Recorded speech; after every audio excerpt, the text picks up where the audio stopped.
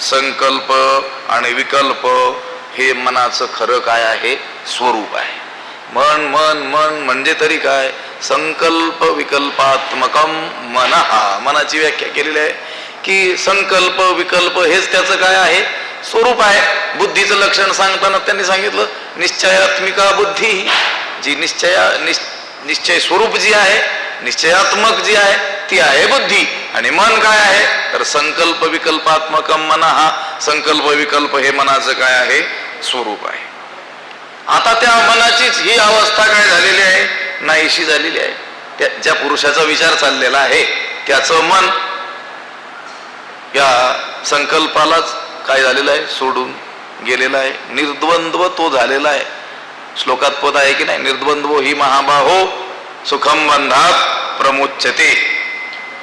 असा जो पुरुष आहे त्याच्या सर्व वासना संपुष्टात आलेल्या आहेत. त्याच्या ठाई कोणत्याही प्रकारची वासना शेष राहिलेली नाही आहे. या पुरुषानं ज्याचा विचार चाललेला आहे त्यानं आपलं मन काय केलेलं आहे? जिंकलेलं आहे.